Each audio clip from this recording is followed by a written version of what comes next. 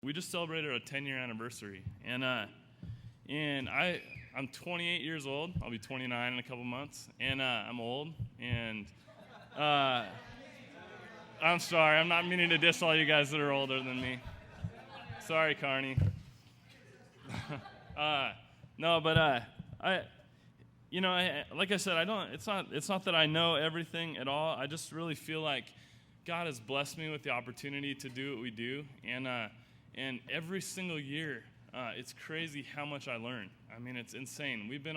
Our team's been on the road since April 26th, and they haven't been home, haven't seen their families, and they're in Baltimore right now. They're about 2 weeks away from finishing the tour. But they've covered 55,000 miles this summer, and they've preached the gospel in front of well over 100,000 kids. And I say all that to say it's insane that these guys are still serving the Lord after 5 months. Because living in a van, sleeping in a van, that kind of stuff, it gets hard. And we know right where some of you guys are at. To give you guys my story, I was 17 years old before I gave my life to the Lord. At that time in my life, snowboarding was basically my thing. And I had worked so hard to try to form some sort of career in the snowboard industry. And so when I was 17, I got a contract from a snowboard company. And at that point in my life, I really thought I was on the way to do exactly what Chris wanted to do. And about 2 months into it, I go to this conference with my dad. 60,000 people at this conference. And this guy preaches the same old gospel message that I had heard over and over again for years leading up to that. I went to church, I played the game, I did all that stuff, but I never surrendered my heart to Jesus. And so this guy preaches the same old message, but this time it was different, and this time it impacted my heart. And so I left that place that day. I asked Jesus into my heart, and I knew it was different at that point. And when I left that conference, the first thing that came to my head was, I have to give up everything that I like to serve the Lord. That's seriously, that is what I thought. I thought, my snowboarding's done, my social life is over, it's time to get serious, and it's time to, become a pastor.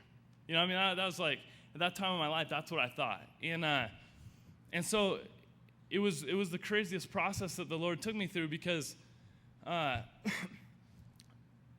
immediately had this burden in my heart to go after the same guys that I was snowboarding with every day.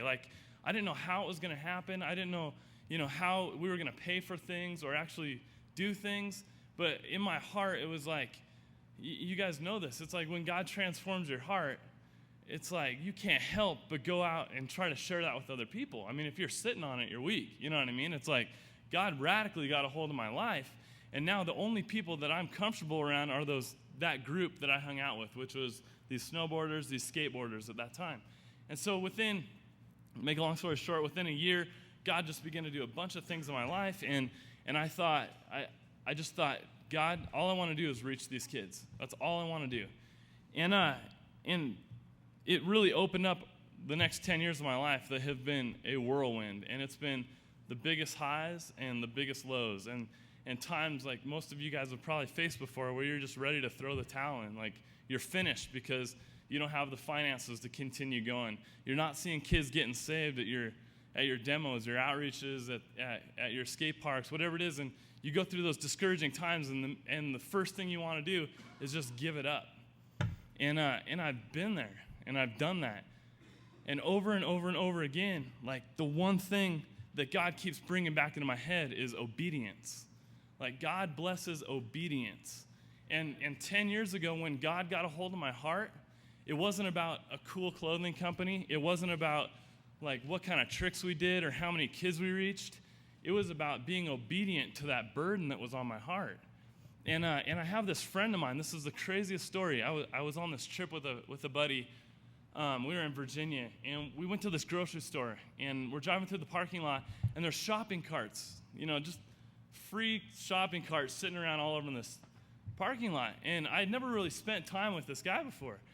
And we're driving through a parking lot, and he just starts to get out of his car and starts putting away all these shopping carts, where they go in the slots, And I'm like, this is kind of weird, I said, and he gets back in the car. I'm like, you do that everywhere you go? He's like, everywhere I go.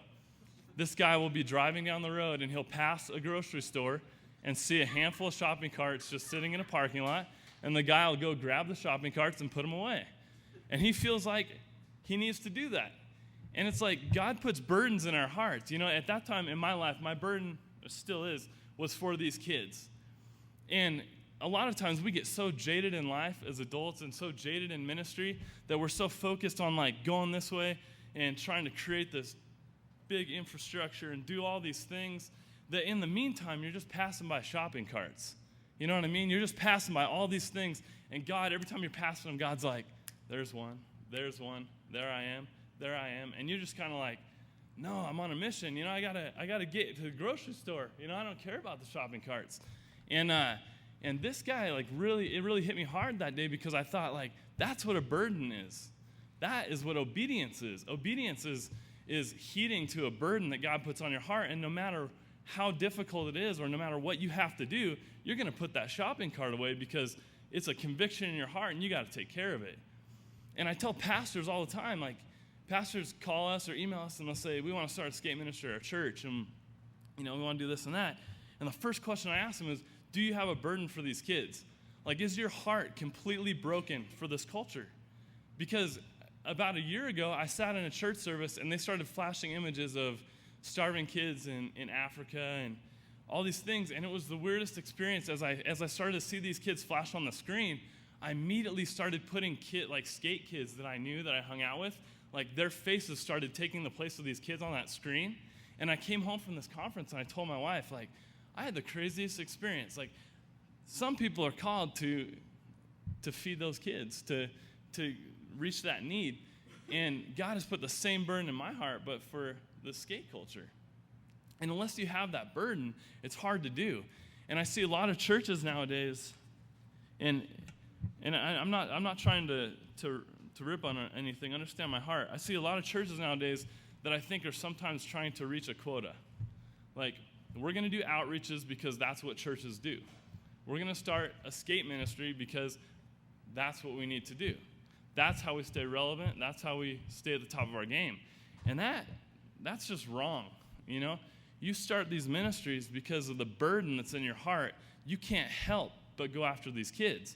And if it's an outreach, if that's all you're going to do to go out and reach a community of skateboarders, just like one day outreach and then you're gone, it's going to be really difficult to see these kids' lives transformed.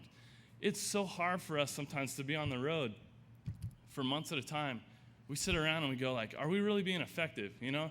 We go in, we come in, do a demo, we preach the gospel, kids get saved, we leave. And so we really started to pass this around the van, like, are we being effective, you guys? Are we really doing what we're supposed to do?